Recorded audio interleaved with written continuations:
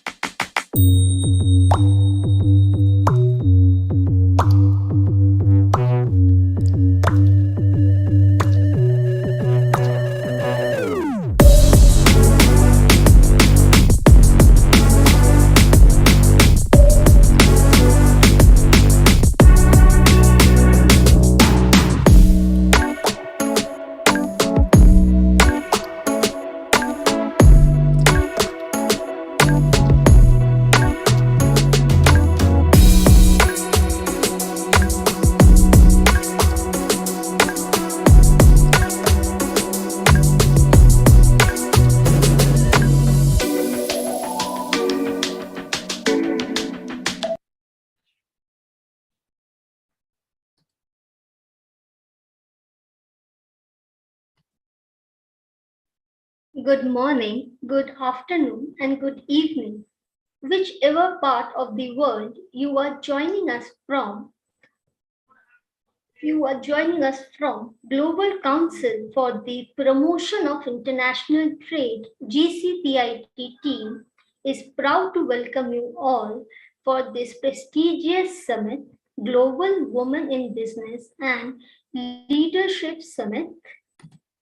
The Global Women in Business and Leadership Summit is focused on the advancement of local women in corporate leadership and entrepreneurship.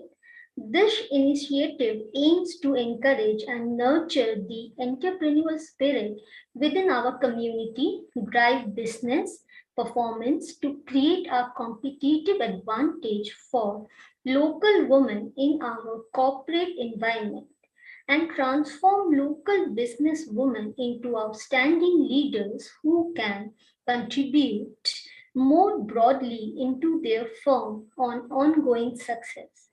The Global Women in Business and Leadership Summit, sponsored in collaboration with the Great Leaders Council, is an opportunity to honor and learn from outstanding women in business and leadership from across the world. Hear from the women who are breaking down barriers and empowering one another through leadership in the areas of sustainability, impact, innovation, and partnership.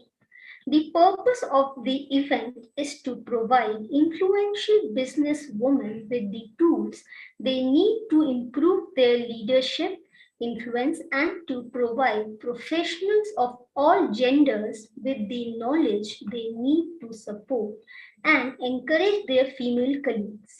This event will bring together seasoned female industry leaders, managers, executives, and business owners who are breaking down boundaries and supporting one another. The summit brings together CEOs, SVPs, VPs, directors, head of departments, manager, and aspiring leaders to share ideas and their personal leadership struggles and accomplishments. During the 2 day Women in Business and Leadership Summit, you will have enough opportunities to network with leaders whose aim is to promote sustainable economic development through sustainability, impact, innovation, and partnership leadership. You will hear practical advice on how to progress, overcome challenges, and ways to drive career growth. It will also inspire you to seek your highest level of personal and professional development. We are proud to bring together such an inspiring and diverse group of amazing women from around the world to discuss this important topic.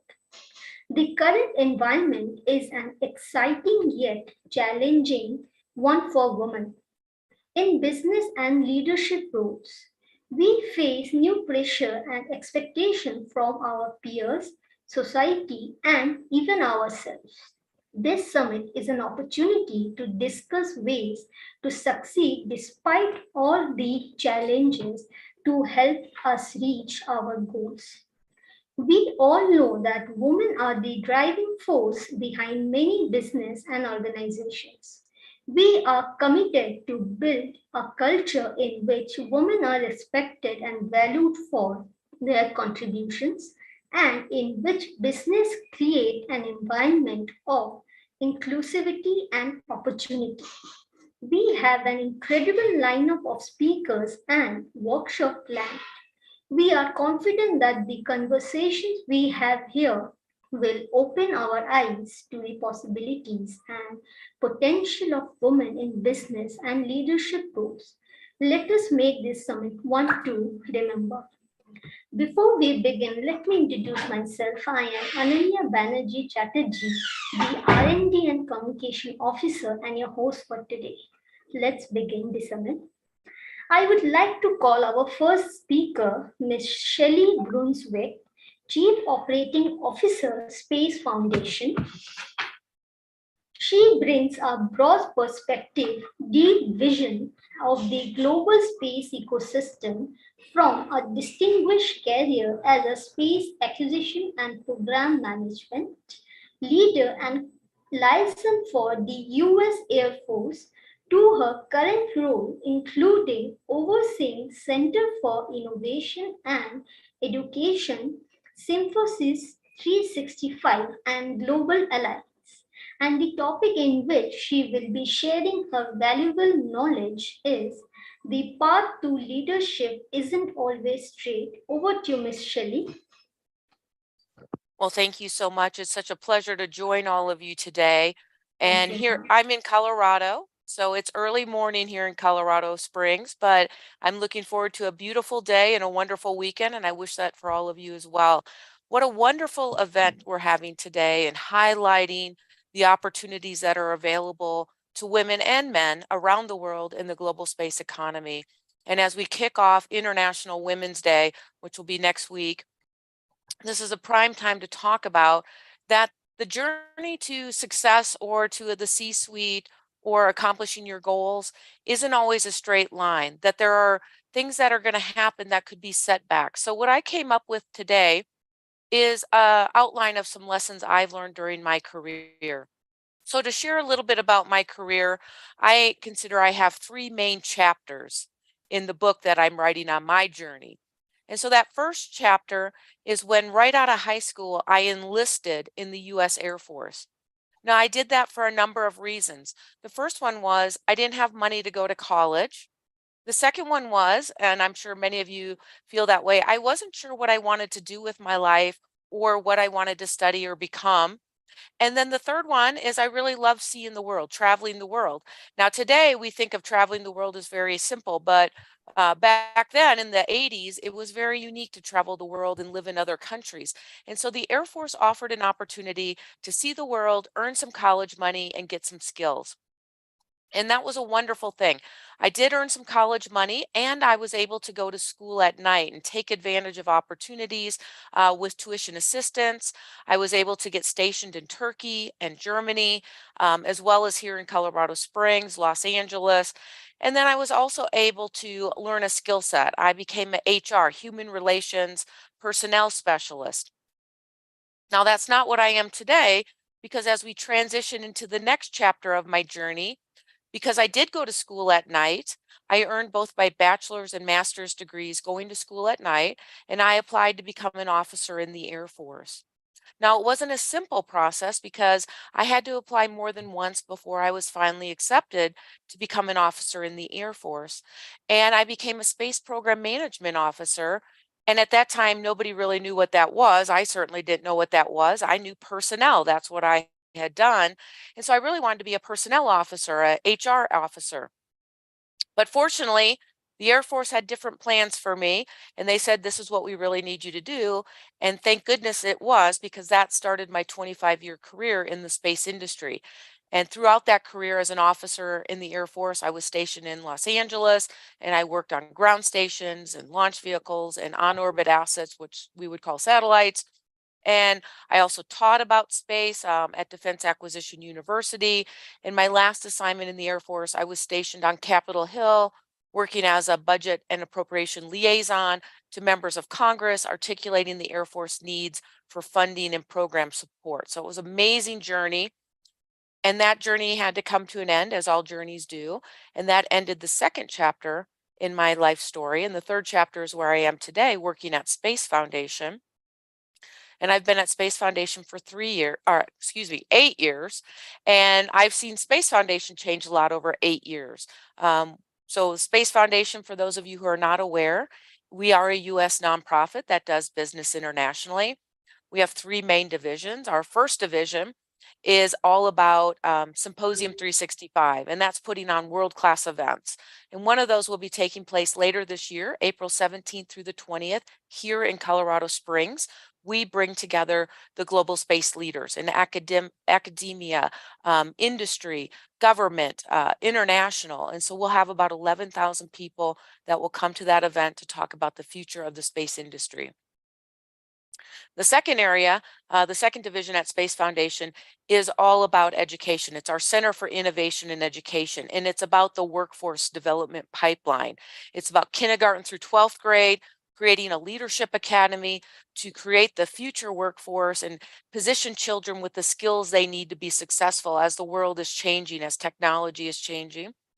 And it's about helping teachers, teacher professional development, so they can be experts in the classroom to help students find jobs in the space industry.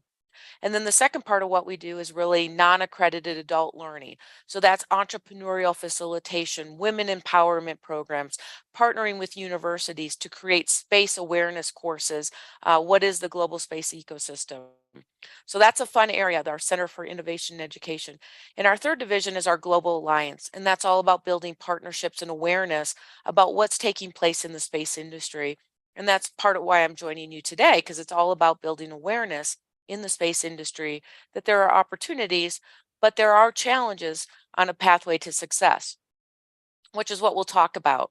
So that's where I am in my three chapters, when I was an enlisted airman, when I became an officer, and where I am today. And I kind of shared a little bit along the route of some challenges I had. So I've outlined a few that I'll share with you today. That first lesson we'll talk about is take advantage of every opportunity. And so the opportunity I highlighted in that first chapter of my journey, when I was going to school at night.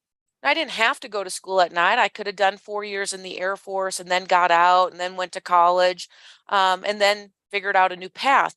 But I took advantage of that tuition assistance and went to school at night and earned both that bachelor's and master's degrees. So sometimes opportunities are offered through your companies or programs, even like this opportunity today. This is a wonderful webinar series today and tomorrow to learn about opportunities and taking advantage of those. So as you're looking around, look for opportunities you can take advantage of. They could be to learn new skill sets. It could be volunteering opportunities. It could be volunteering for the hard projects to learn new skills and demonstrate your acumen and get promoted. So look at opportunities that you can take advantage of. That second one is don't try anyways. Don't be afraid of failure. Many times, people are afraid to try, or they think they have to be perfect. I can't submit until it's perfect. I can't move forward until it's a perfect. I don't want to fail. And failure is okay. Because you know what happens with failure? Failure is learning. If you learn from that, then it was a success. Sometimes the best experiences in life I've had is because the first time it didn't work. And you can can look at that when I applied to become an officer in the Air Force. The U.S. Air Force at that time was looking for STEM professionals, science, technology, engineering, and mathematics. And my undergraduate is a business degree. And so I wasn't their first choice for what they were looking for. My chances of being selected were 12%. One, two. Most people might say, well, 12%, I'm not even going to try. But I say try anyways. And I had to try more than once. I had to evaluate the first time I was not selected. How do I update my application? How do I rewrite my essay? How do I get better supporting letters of recommendation? And the second time I was selected. And so try anyways, because had I not tried, I might not be joining you today. And that can happen in many things. Trying for internship programs or master's programs or fellowships. Put your name in the ring, try anyways, even if the odds might be against you. Try, and you might fail more than once. And I'll highlight a good space story for you. There was a small company in 2004 that decided they wanted to launch rockets, and they wanted to do it in a different way than any other launch company had ever done it. They wanted to use some reusable parts. But every space expert said, that's not possible. You can't do that. And it looked like those experts were correct because they had many launch failures. Failure in 2015, 2016, 2008, 2009. The company almost went bankrupt.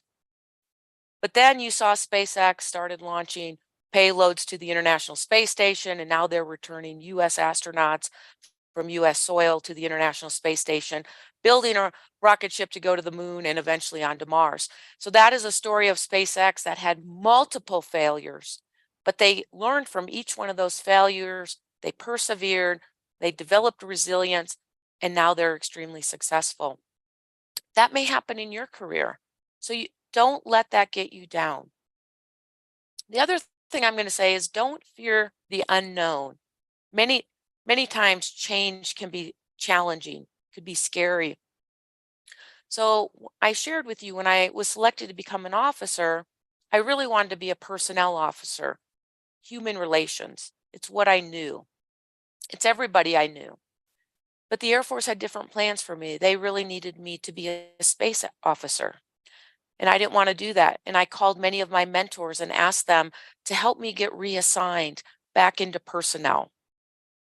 Now, fortunately, someone from the Air Force Personnel Center called me and told me, we really need you to do this. Now, in the military, they're really not asking you, they're telling you. So fortunately, I saluted smartly, I moved on.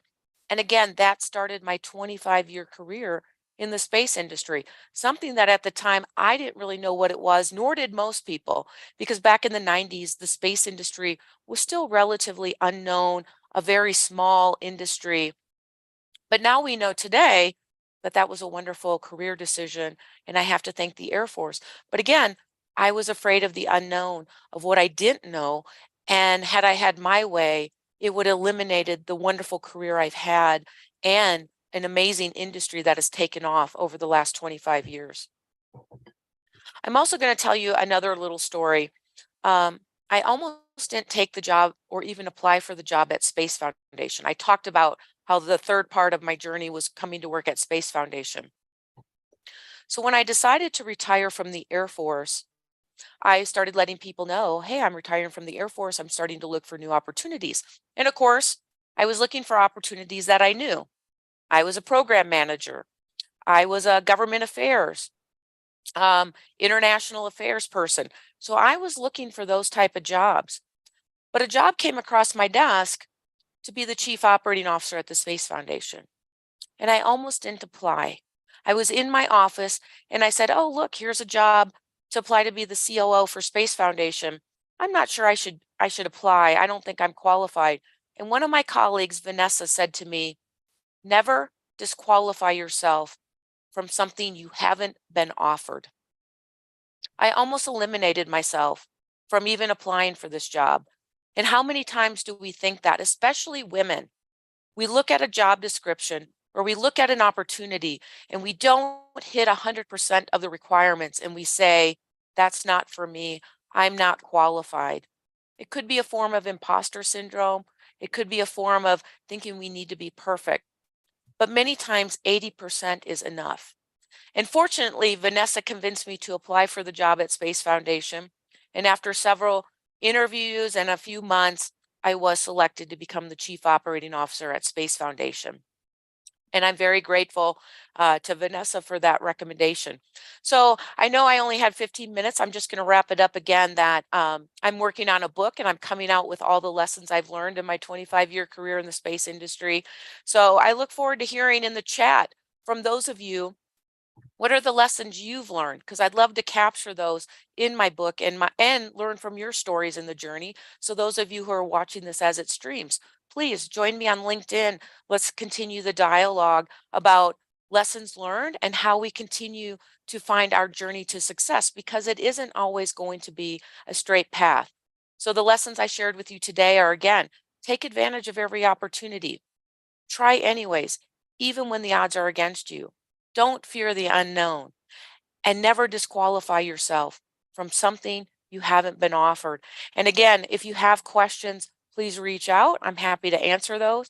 And for those of you who are on the Zoom, please go ahead and put your questions in the chat and I'll be happy to answer them as we move on. So thank you and happy International Women's Day. Thank you, Ms. Shelley, for your time and great motivating life story. Thank you. So our next speaker is Dr. Renuka Thakore, founder Global Sustainable Futures Progress Through Partnership Network. Dr. Renuka is PhD, MSc, BSc Honors, PIE, MA, AFMEA. She is named Leaders for Development, Governor Enrique Thomas Cresto and was awarded the Global SDGs Women Ambassador Award of the year 2022. And the topic in which she will be sharing our valuable knowledge is redefining yourself, turning challenges into opportunities. Over to you, Dr. Renuka. Thank you very much, Ananya. And thank you very much, Shelley, for setting the stage. It's very nicely presented by you, and I will use your few points as well. Thank you very much. And may I share the screen with you? Yes, please. Okay, thank you. Please allow me. Thank you very much. Okay, so let me just adjust myself. Wonderful. So thank you very much, Shelley. Once again, you have picked up plenty of really good points, and I might maybe expand on that few of them. Thank you. So yeah, thank you very much to Global Council for the promotion of international trade, and especially to Ananya for being our host, and for Santosh Ganesh, who is the organizer. So huge and also huge congratulations to every woman worldwide who have done a difference to make this happen on International Women's Day. So I am Renuka Thakore, and I'm a founder of Global Sustainable Futures Progress Through Partnership Network. And let me tell you something or a little bit about myself. I was in construction industry with my husband for 20 years back in India before 2005 when I moved to UK. And at that time, I had two daughters who were already in university, one already graduated, and both are aerospace engineers. And that's the very big connection we have with Shelley. And they are usually known as, they are popularly, I mean, lovely known as space sisters in the space industry. And because I saw a plenty of things as a materialistic person back with construction industry, when I moved to UK, I found myself redefining into something where I wanted to contribute to ecology, or you can say the ecological capital of our economy, which is environment. And I redefined myself as a student. And at one point, my younger daughter and me were in the same class. And I invested specially into my education, research, and work conditions in a way that I did my BSc in environment management, sustainability in built environment practices to bring my education and my experience together, and then did my PhD in housing. But while I was doing my PhD, I understood that leadership, accountability, and ownership for sustainability, or to do something around environment and sustainability, is so much important than having an index or a quantitative analysis. And that is where I thought I must be developing a stakeholder engagement model. And that model advises us to engage individually, organizationally, and interorganizationally to make the change and to change our governing rules and make a better performance. And that is what I'm applying on my theoretically, my understanding on my network today, which I have this Global Sustainable Futures Progress Through Partnership network.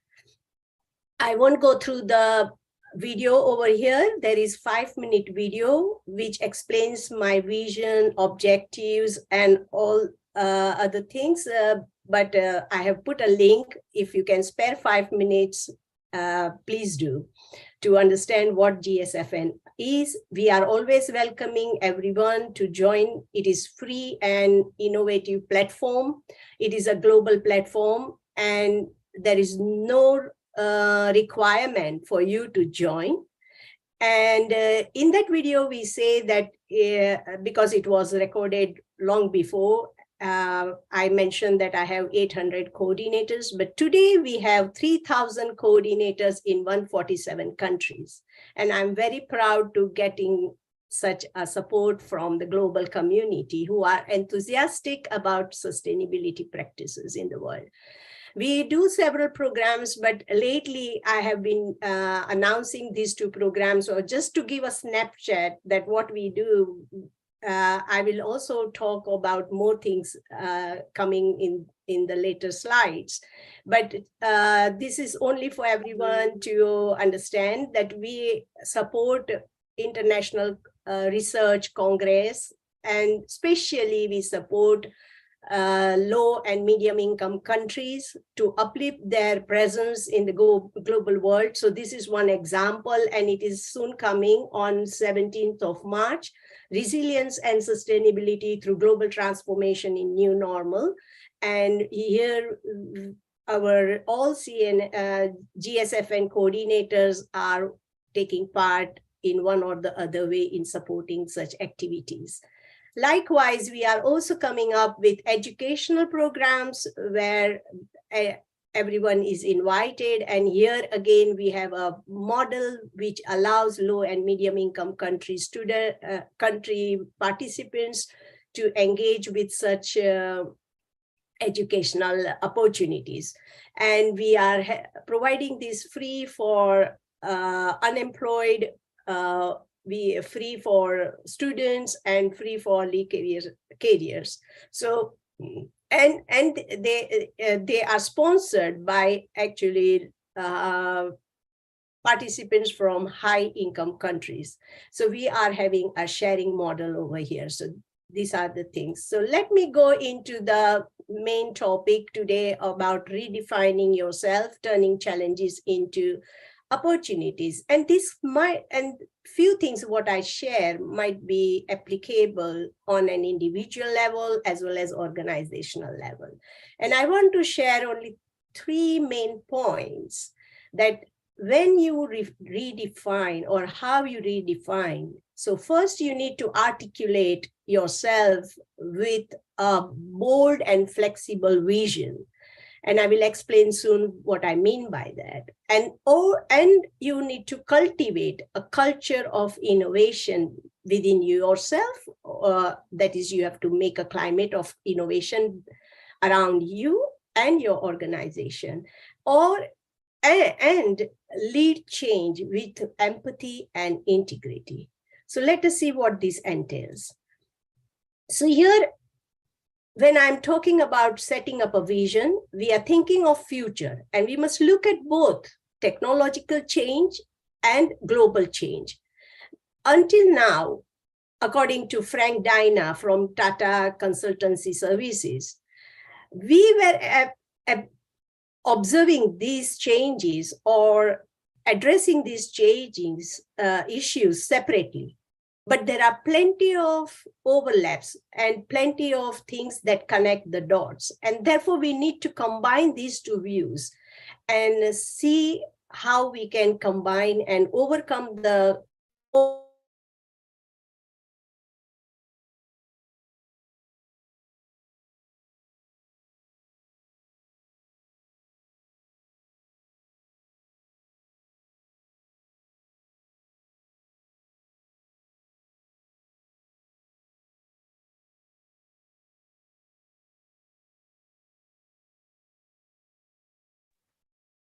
Hello, Dr. Renuka, it's stuck actually.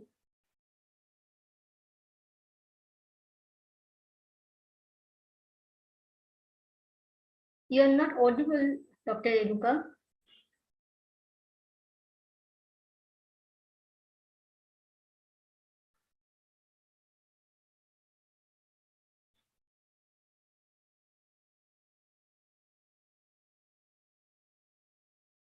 Hello. I think there's some connection issues from Dr. Renuka's side.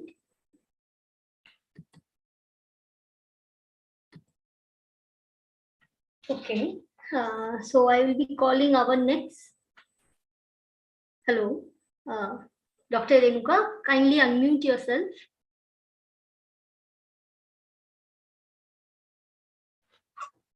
Ma'am, please unmute yourself. Yes, you're audible. Hello, sorry, I was kicked out. I don't know why. There's some internet issue, I guess. Okay. All right. So I think I was mentioning of social changes within this black color block. And so decline in fertility rates, aging population, and fall in working age population, these all are very interlinked.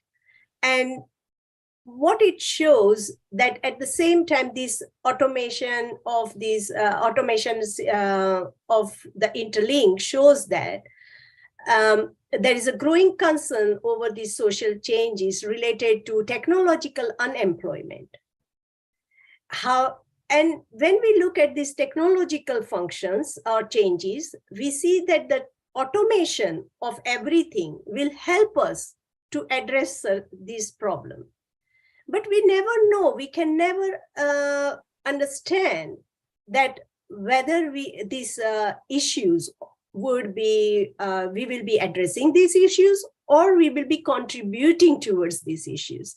And therefore, we have to be very flexible and adaptable and always reimagining ourselves with the current issues or addressing them as we go on.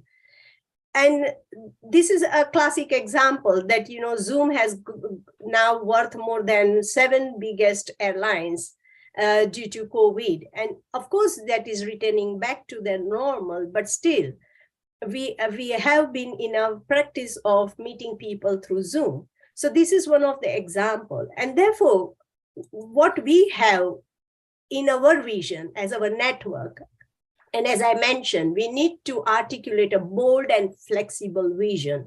And the vision of our network is that through Global Sustainable Futures, Progress to Partnership Network, we want to play a leading role in creating an inclusive, collaborative, innovative, and engaging platform for early career researchers and like-targeted stakeholders, including startups and entrepreneurs, supported by experienced senior researchers and business leaders, where everyone can share in their research, innovation, visualization, and enthusiasm in parallel to network success. Now I will talk about the another point which I made, that we need to cultivate a culture of innovation. And what I mean by that, there are leadership, the traditional leadership, which are uh, coming from the top. And these leadership are hierarchical, and they are doubted now that they would work. At the same time, we are also having uh, independent leadership, which means that each one is expert in their own self. But however, there is a lot of multidisciplinary things going on, and therefore we will need the people to engage with each other and form a collaborative culture to connect with each other. And therefore, it going forward, I think we will need to have a culture which is interdependent, which means that we have a shared objectives. We are able to have our own expertise, but at the same time, we are able to share and grow, and we become big and maybe bold and like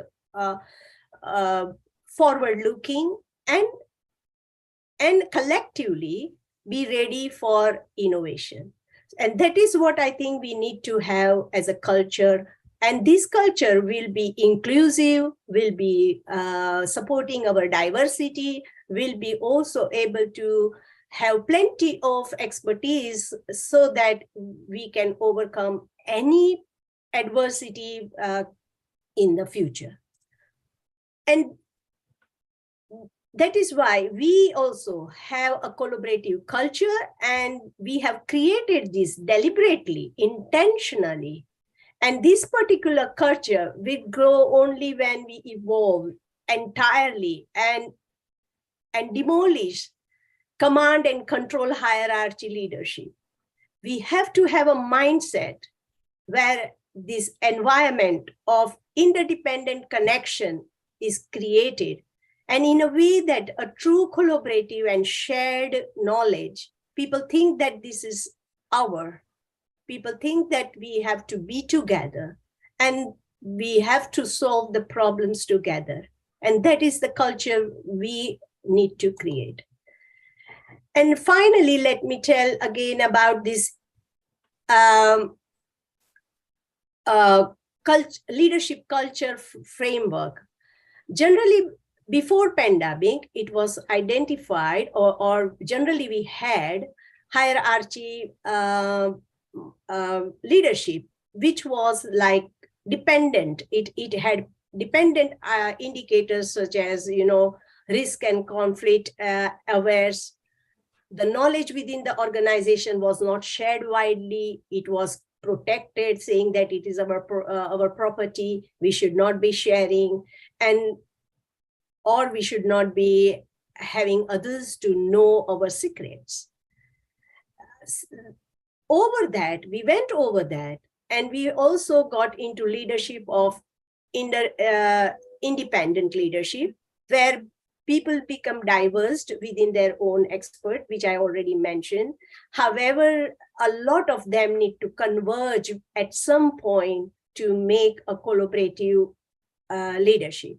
And the third one, interdependence, has an unique points in that is collaboration mindset, shared knowledge, and both thinking as an coming together and navigating the complexity of today's society. And this leadership is like a collective activity. And I want to share how then it becomes a culture within your leadership model. And if you have such various expertise coming together to solve a shared problem, then that becomes a culture within yourself. And each one is a part of your leadership. And it gives you an access to a wide range of possibilities, alternative future scenarios. And that is what you have to be capable of. And finally, I would like to share how we have implemented such leadership within our GSFN. So what we are doing, everyone has joined me since 2020, January 2020. However, we were looking for a governance structure where we can recognize each one as a leader. And this is what we have come up with. As Shelley already mentioned, that, you know, you need, she had various opportunities. And here too, in this governance structure, we are providing various opportunities for each one to apply their own expertise, and in a way that they can become and they can flourish, and they can build their capacity in their own expertise. And what we have done, we have adopted SDGs, that is Sustainable Development Goals 1 to 17 as our framework.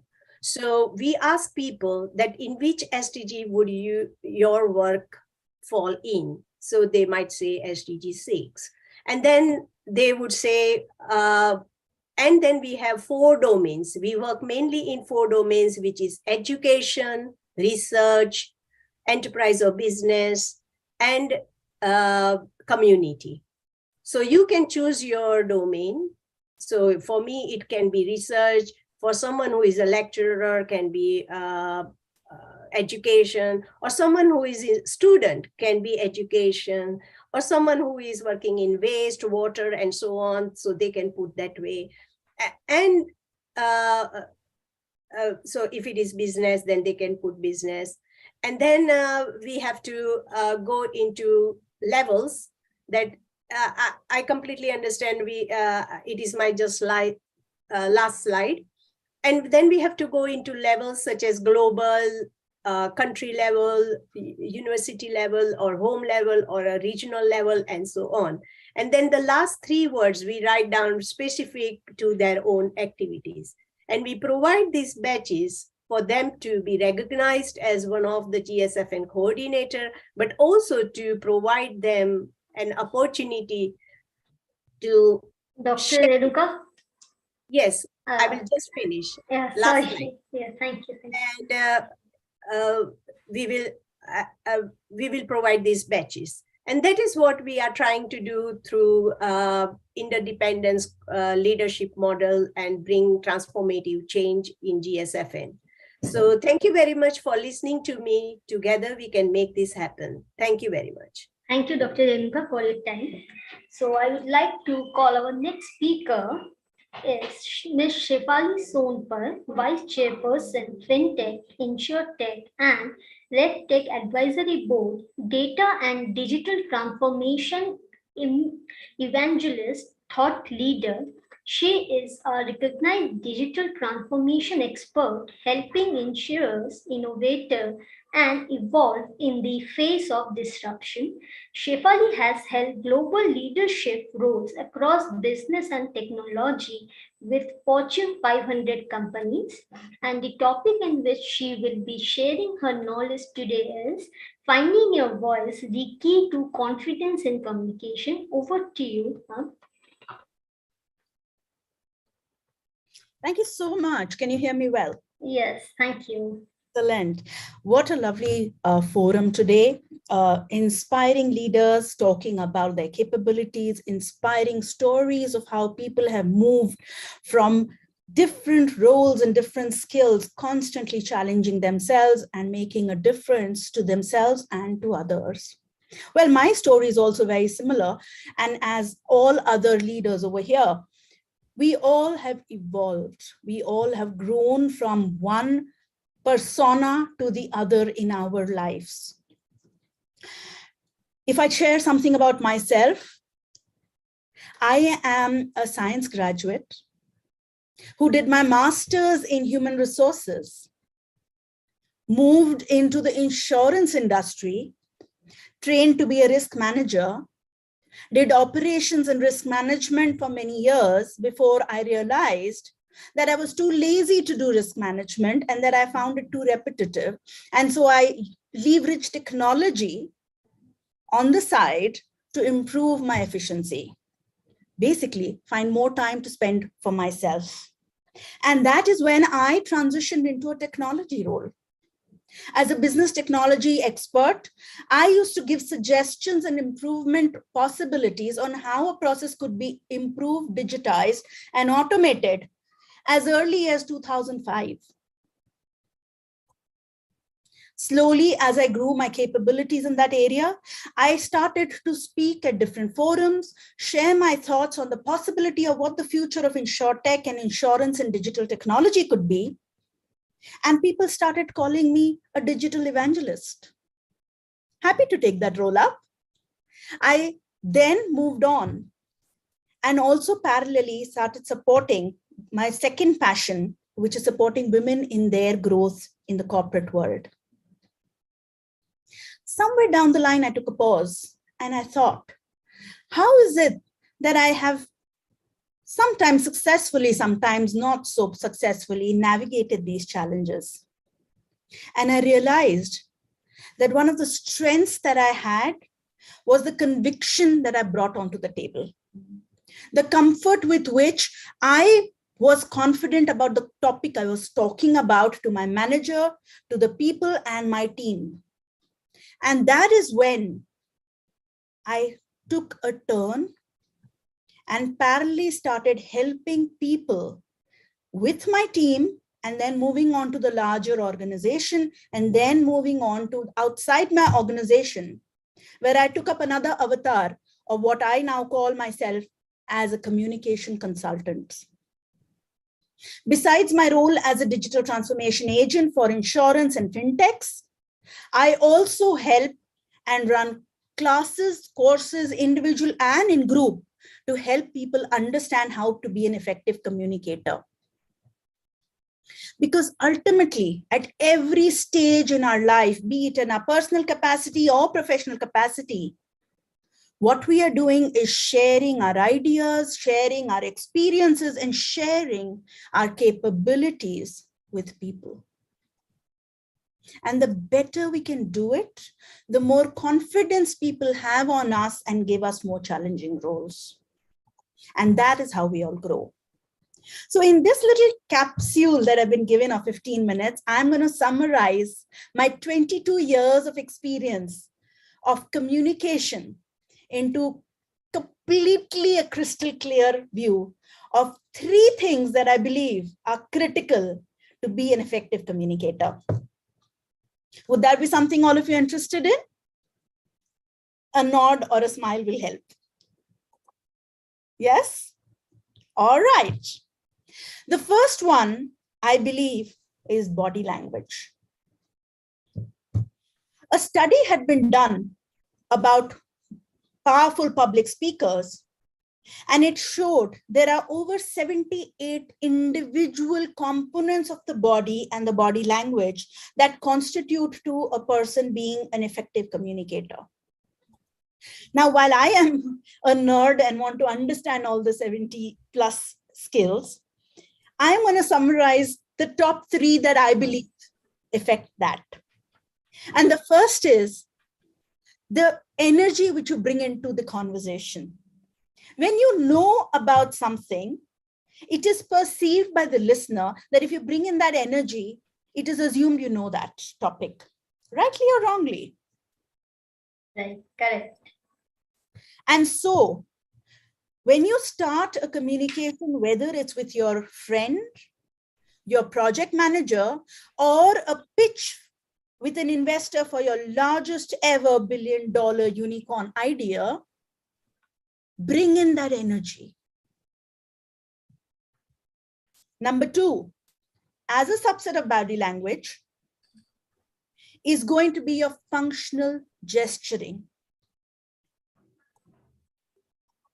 There's a word in Hindi which is called tehrao. People who are senior, people who are seasoned, have a stature, a stillness. But at the same time, it is important to gesture. Now, how do I create that delicate balance? And that comes from functional gesturing. The power of giving importance to things that matter is when people will listen. Functional gesturing is nothing but putting an emphasis through your hands, smile, frown on things that you want the audience to really listen to. Because very often you listen through your eyes as well as your ears. The next thing I would talk, which again aligns to body language, but the second part, most important secret sauce that I'm going to share is to do with your voice. The study showed that people who actually reduce their voice at the end or reduce the emphasis at the end of a statement actually have more gravitas than those who take their voice up and give the importance. Lean in, not just physically, but with your voice. And that will give the importance and weight to what you're saying, instead of going out and screaming on the top of the voice what you want to say. And the third thing I'd like to show is about pace. Coming back to the original concept of what we call tehrao in Hindi, the steadiness that comes through experience, the steadiness that comes through the knowledge that you have done it and been there. And you're sure that if you're given an opportunity, you will deliver, comes from the pace and the pause that you give for people to digest what has been said. The biggest audience you have and the highest point of attention you get from your audience comes when you pause. Pausing at the right time and speeding up at the right time have a very, very important balance.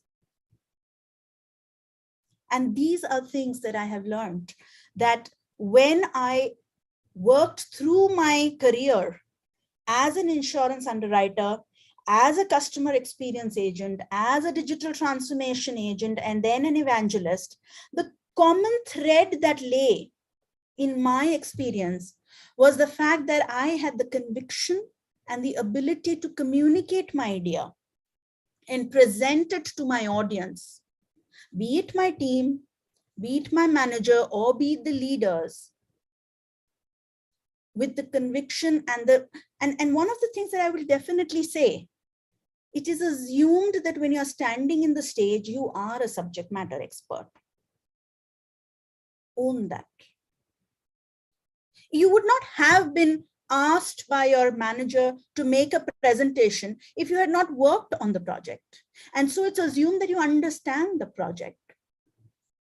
You may not have complete understanding, and it's absolutely okay to defer to somebody if there is a question. But there are certain points that you definitely know and you can speak about them. And that is the foundation, that you know 80% and 20% you will get. As a communication coach, I take classes, I train people, I train leaders on how they can communicate with effectiveness and with the gravitas they need to create a storyboard which people will absorb and listen to. There are times you need to be completely direct and data driven, and there are times you need to go ahead and create a vision. And it's leaders who are able to bring the people together through the power of their voice, through the power of their conviction, and through the power of communication that succeed. Be it Barack Obama or Narendra Modi, it is the communication and the conviction that makes them the leaders that they are. We all over here are leaders in our own right, but there's always something that we can improve on. There are tricks and traits that can help you become that powerful leader. And that's my passion that I talk about. That's the passion I work in. I'm very happy to connect with all of you on my LinkedIn profile, Shefali Sonpar. Like I said, I have two avatars. One is a passion, one is an interest. Happy to collaborate with you, share thoughts, exchange ideas, and all of us are going to evolve together. In the interest of time, I'm going to close. I know we are running short, but Ananya, I'm happy to speak about anything else or answer any questions since we do have 5 more minutes. Thank you, ma'am. Thank you for your time. Let's see if you have some question on that.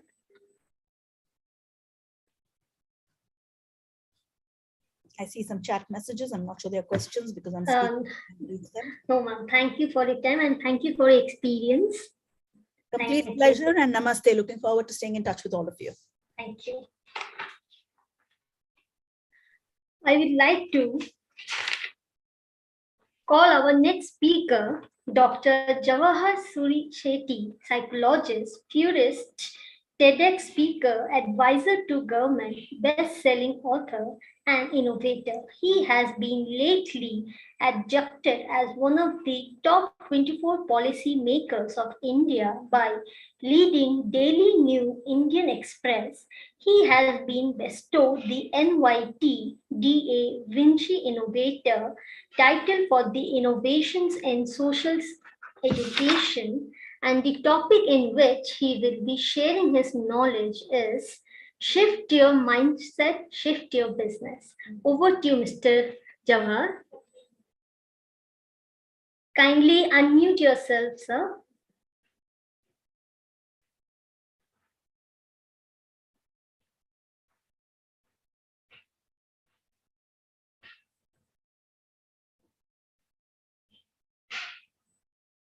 Sir, kindly please unmute yourself. I got it. Yeah, thank you. Am I audible? Yes, you are. Thank you. Okay, great. So good evening to all and good morning to those in another part of the world. Today, since we are talking to women most probably, so I'll keep myself relevant to that, although the topic is very generic, but still. So I run something which is known as My Beti, where we create entrepreneurs out of the girl child. And this is a very clear opportunity given to girls to ideate, to set up businesses, get government help.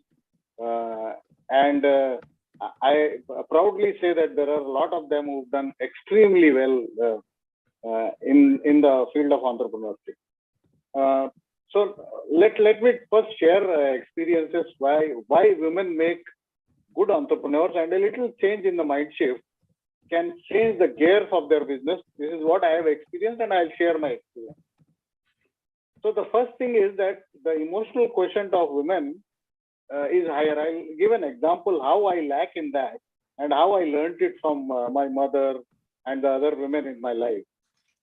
So I was working for Z, and I was posted in Jaipur. So my sister sent me, that time there was no mobile, nothing. So a fax came to me with which was the wedding card of my sister, and in that it was written loan of 50,000 wanted Jawahar. So I, with the same wedding card, I sent it to our chairman of ZTV, Subhash Chandra, with a note, loan of 50,000 wanted Jawahar.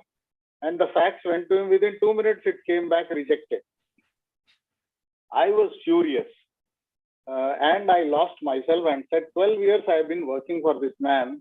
So ungrateful, 50,000 rupees he is not giving me. And next day morning, I fly to Mumbai from Jaipur and go to his home. He sees me in a rage and says, come sit with me in the car. We'll go to the office. We went to the office, pin drop silence in the car. And when I reached the office, he said, now shoot, what do you want to say? I shouted for half an hour that I worked this, and lost emotional control, and told him that after 12 years of service to the company, this is what you give, reject the 50,000 loan. He said, done.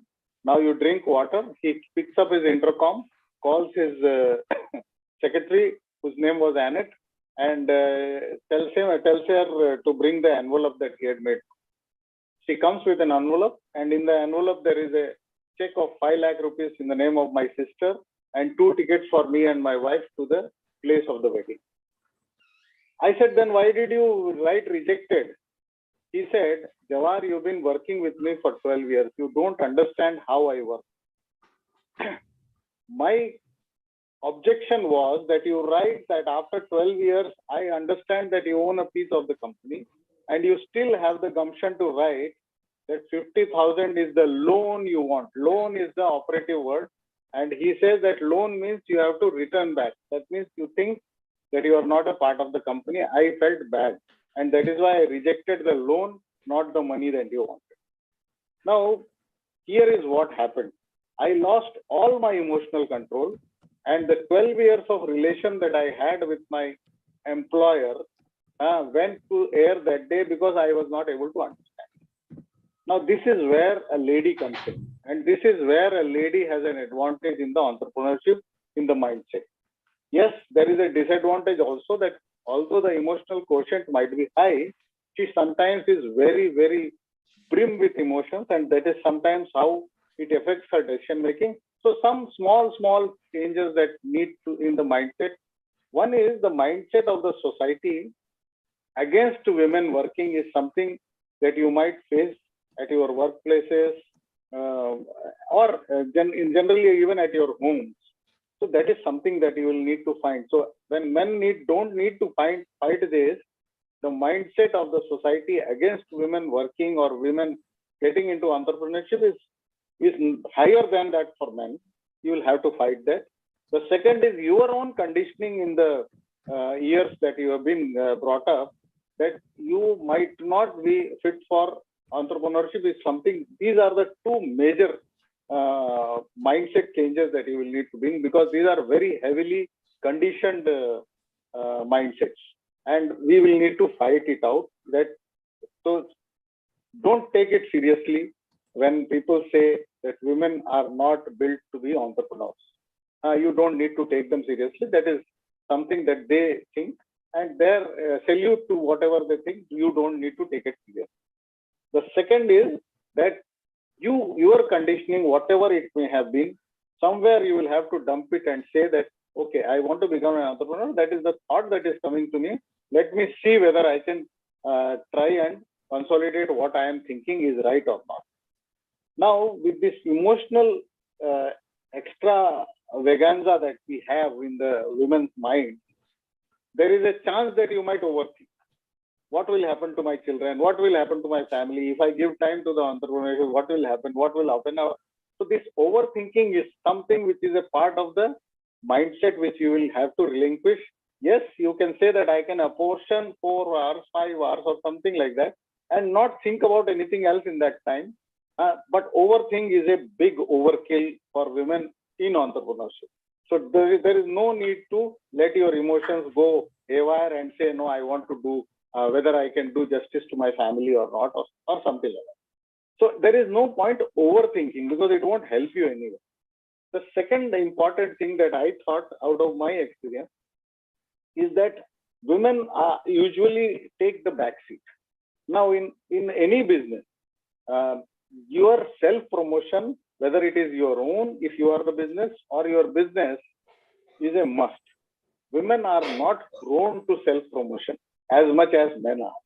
They do their work quietly at homes also and don't cry hoarse about the contribution that they do to their family and elsewhere also, to the society at large.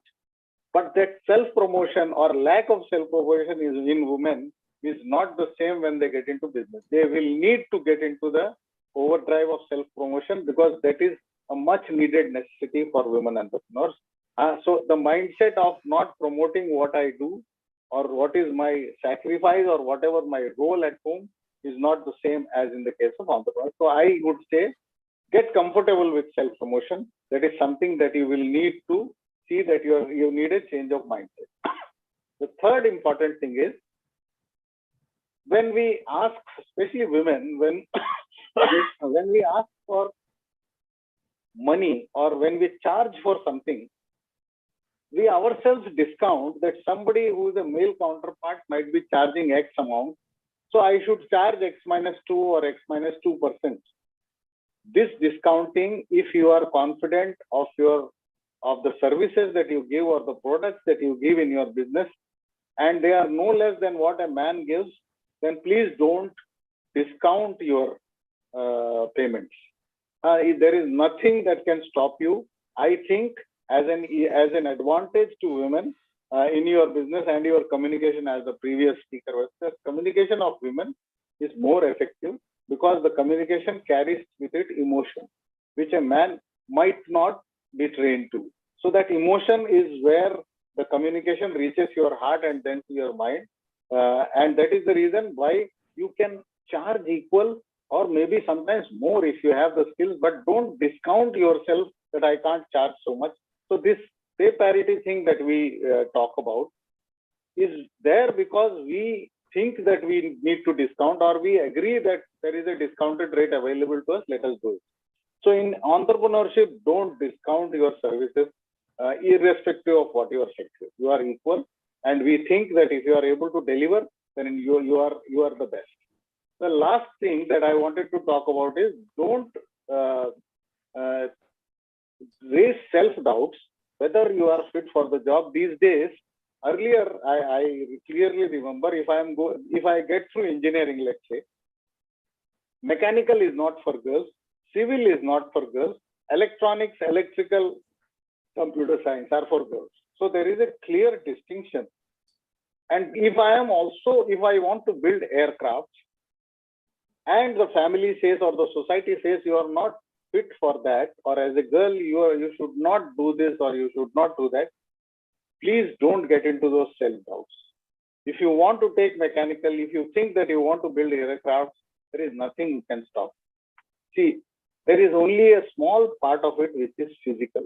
There is a large part of it which is your skill mentally and emotionally, which is going to build an aircraft. You do not have to pull up all the parts, lift them, and make the aircraft yourself. There will be people around you to do it. So if you are confident and if you are of the opinion that you should take a particular branch, irrespective of what the society thinks, it's a male-dominated thing, please go ahead, do it. We've seen a lot of people doing a lot of things, and women driving buses, heavy buses in Himachal, you would have heard of it, or maybe women getting into wrestling, which was a usual domain of. Now you will see women getting into cricket and all physical activities also. And similarly, you are seeing, although there might be only 20% entrepreneurial women, but that 20% is enough to propel you to the next 30% or become equal. That those 20% are people who have broken the taboo or broken these stereotypes and gone ahead and done things that they want to do. So I think it is your intention, it is your passion and your worth or self-worth that you have assessed. It is your quality over quantity that is going to help you. And if you are able to give value to others, no discounting, think before you act. Now, this is something which entrepreneurial women as well as men, I am not discriminating here, because if you act, you are going to lose without thinking. So you need to think that art of thinking is something which is important. Yes, don't let the thinking be clouded by emotions, as I have said earlier, and then act. And failure is something that you are going to have to deal with. But as a woman, I understand that there are a lot of times at home also where we fail, but we still live up to it. So I think you are better built to handle failures. And also focus on the why. Even if you fail, why did I fail? Even if you succeeded, why did you say I succeeded? And build teams around you, because you will not be able to do everything yourself. So I think these are some of the pointers which I thought I should share with you. And last but not the least, the mental pressure that you handle at home or while doing tasks at home as well as at work might be something which you will have to learn to handle. Because although I know that you all have a great deal of understanding of how to handle stress, but there has to be a vent to the stress of a day.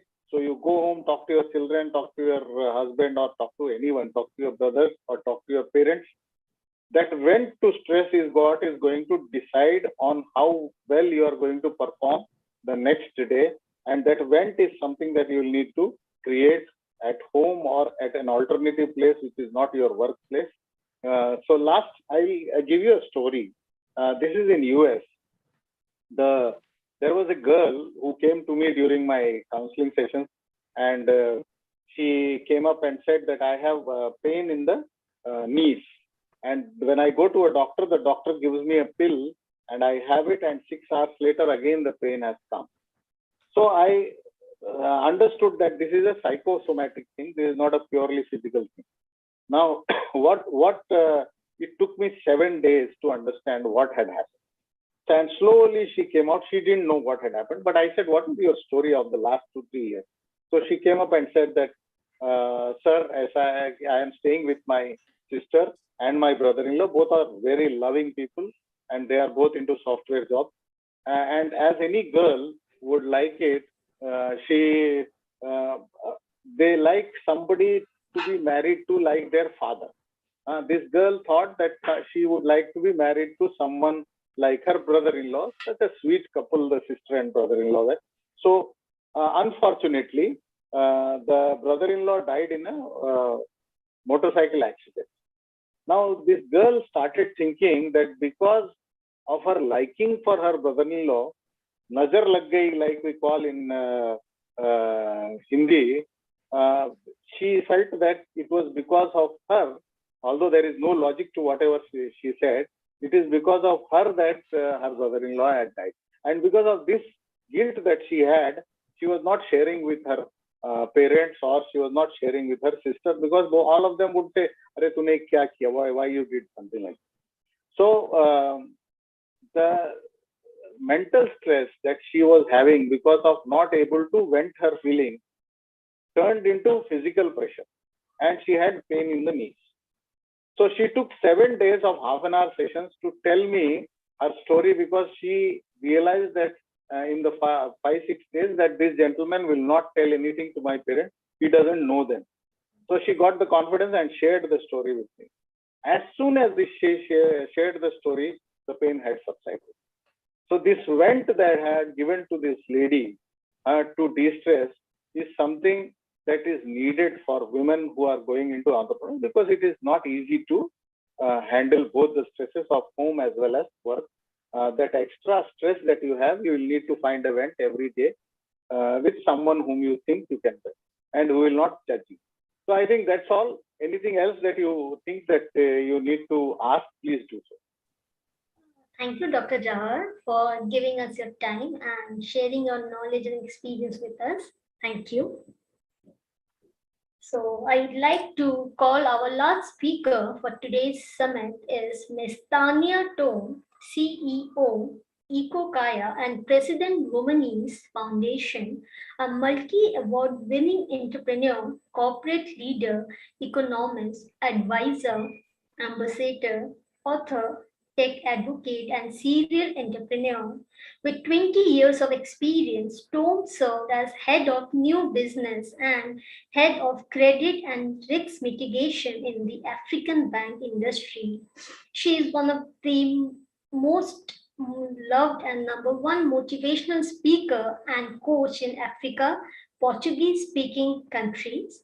And the topic in which she will be sharing her knowledge with us today is advancing women's position in the workplace. Over to you, Ms. Tanya. Hi, I'm glad and honored to be one of the speakers today. And in this amazing topic that is really important. So I will start sharing my presentation because I have really, my time is really, I have another conference right now. And I want to say how grateful I am to be with you. I hope you can see yes, it's my screen visible. now. Yes, it's visible, Ms. Tanya. Thank you. And so I will talk about this topic that is really important. And to understand that, we have to understand that we really need to have advancing in the work. We need also to have an inclusive society, a gender inclusive society. We have to understand that we need effective leaders that will fight, that will advocate, and that will do a continuous effort to change this narrative. Starting from talking a lot about Tanya Tomei, a womanized president, Forbes member of the Coach Council, and also the CEO. Our company is an investment and advisory firm. We have a one-stop solution for organizations that want to set up their business, meeting with stakeholders, expand their brands and footprint to Africa and Portuguese African countries. And one of the things that is really important to understand in our society, and we will make this question, why advancing women in a workplace? If you see the numbers, you understand that more than 55% of our society are represented by women. And that means that they are an active force to engage, to development, and a huge and important piece for creating a more inclusive world as well. So the challenge that we have, not only in developed countries, but in developing countries as well, underrepresentation of women in society, access to education, violence against women, child marriage, digital and financial inclusion. I just list this one because I truly believe that it's important that we understand the challenge that we have, and the challenge that we have in different countries as well, because in urban areas, the challenge is quite different. But if we want to at least advance the woman in a working place, we have to remember that access to education is really important. And when we look to Africa and even India and even China and Brazil, we still have rural areas where access to education is really a challenge because women are not prioritized in their parents' choice. So when they start to understanding that we need someone as a force of work, they don't see women as one that is capable, that is one that could acquire knowledge and do the work that is needed to sustain a family. And that's why the first reason, the first challenge that we have is the mentality. That mentality have to change, and will change through the education, will change through the culture, will change to advocacy, will change to motivation, and understanding that women is really important and is really important part of the process of development of our countries and our nations. And I see that as soon as we start understanding that is really important because of the numbers, we see the MGI report that says that mistake of not including women in the workplace, women and in the entrepreneurship ecosystem, we failed to add more than $12 trillion to the global GDP. And that will only happen in 2025 if we start understanding that we have to do our efforts to include women in the workplace, women in leadership positions, and more inclusive gender inclusion and diversity in our companies, in our organizations, in our societies. For women, particularly in the workplace, she needs to understand that she needs to be proactive. She needs to take the initiative. She needs to understand, and also training and education is part of that process. And she needs to continue to do the investment in the workplace to be a better professional, to be someone that will make a difference and impact the organization. Take a typical jobs. I heard about people that are engineers, mechanics related to technology, and we need to understand that women are capable to do all. My mother was the first, mechanical engineer in the university, and the only one that finished the degree. And it was amazing seeing her supporting her father with cars and with machines, and starting also to integrate herself in works like creating machines and equipment for agriculture. So we can do we can do and we are capable. Yes, we can. So we have to challenge women to start understanding that they are capable to do all. Find a mentor or sponsor. This is really important because alone we can't move forward. So it's really important to understand that the continual personal development is really a key. And with mentors, with coach, with people that are already in the market, they can do that. Be confident and comfortable and understand that all of us, we deserve success. We need to understand also that in the quality of being a woman, we do so many different tasks and in our environment, take care of our kids, take care of our house. So lots of things are really important. And when I talk about be and work with other women, is really important. A key as well as sorority you need to develop. And I did bring this especially this image because women are always with this interpersonal relations and spheres that she has to understand and be conscious that they exist. And if you want to succeed, you have to have a good relation with your husband, with your kids, with your family, and you have to understand as well the society and how your society is developed, because it's really different in a country like India, in Mozambique, in Cape Verde, and then maybe United States and Occidental countries. They have a different mindset and different respect for this woman work. And so if you understand that, you will start to understand that you can't victimize yourself. If you start victimizing yourself, you'll not achieve other positions. I'm used to be in countries that I'm the only woman, or the only young person, and the only Black person, delivering leadership trainings in many different spaces for presidents, for big organizations. And the thing that is really a tool is understanding that I can't victimize myself because I'm different, because I'm a woman. And there's lots of issues that we have also in the workplace, like sexual harassment. And it's not only the workplace as a businesswoman. And if you understand that, and if you go with you effort and energy, understand that, okay, the challenge that I have, in fact, are the ones that are make me stronger, are the ones that are make me persistent, resilient, are the ones that are giving me the capability to carry on and understand how my internal and my conscience and my energy could develop in a world that is lots of challenge. And I have a quote: the biggest the challenge, the best the flights, the bigger the flights as well. So this is a huge component and instrument that is really important.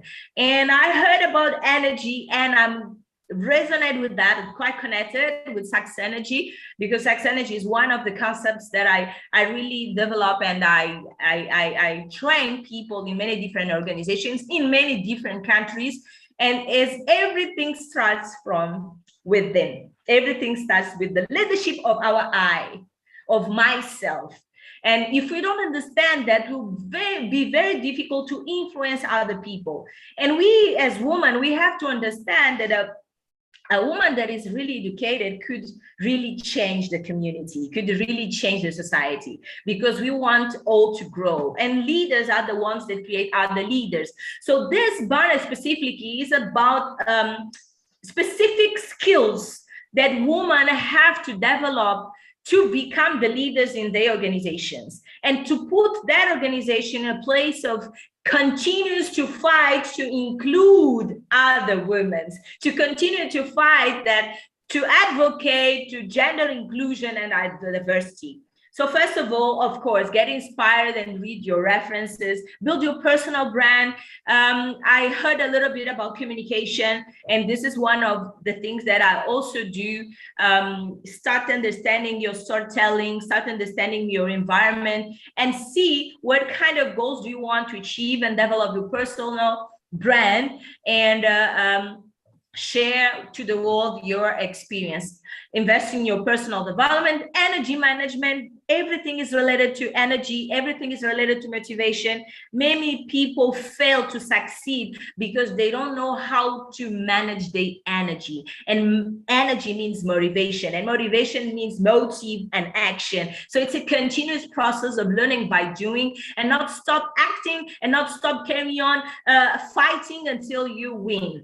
Finance management is a tool that is really important, not only for entrepreneurs, for ourselves, because it's from the saving that we will be doing that we'll have money to invest in our personal development, creating synergies, acquiring knowledge, to be different and position ourselves to be a voice, and position also ourselves to amplify other voices.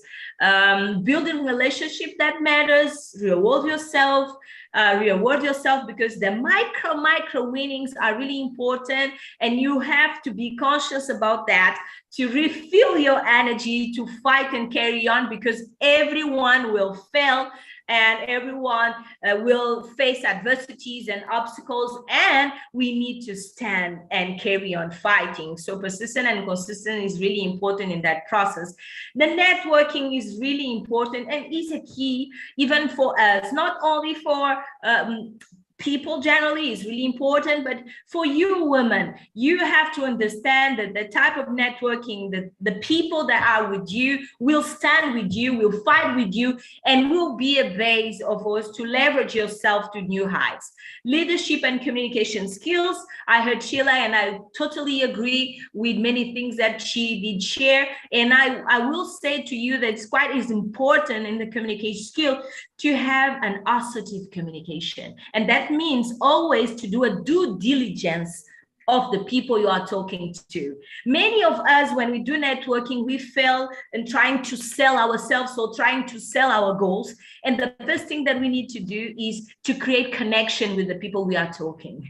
So that means, first of all, to understand due diligence of your stakeholder, the likes and the don't likes, and then see what can you do to leverage that communication. I don't have time to share about that, but Sex Energy, activate your energy and discover also sex inside you, because I truly believe that all of us, we have talents, we have the success already inside, and women have to understand that we are in a better position to change the world. We have many women in the world, we have the energy, we are resilient, we are really entrepreneurs, our mindset have this sixth sense. This is really important, that I love to call this intuition to make decisions, capability to be sensitive, to understand the stakeholders, the deep stakeholders, understand that diversity is really important, and do our effort to carry on working to have more leaders. So we need you, and I want to congratulate all the women's and all the men's, because we also need the men's that have this thinking of gender inclusion as an important key for development. So we need you, women and men, together working to fight and have a better world where we can be all voice and word, and also work to development of our nations. And I am Tanya Tome. I am on Instagram, Tanya Tome Official. It was really a pleasure to be here. And please continue to work, and congratulations to you, this amazing organization doing important things and bring all these amazing speakers together to make difference for women and gender inclusion in the world. Thank you. Thank you, Ms. Tanya, for your time. Thank you so much. With this, thank you all for participating in this knowledge sharing business summit. Special thanks to all these speakers who have shared their valuable insights with us. With this, we come to an end for today's summit. We will meet again on 4th March 2023 with all the new speakers, and we will gain new knowledge. Once again, I would like to say thank you for joining and wish you all happy Women's Day in advance from the entire GCPIT team. Thank you.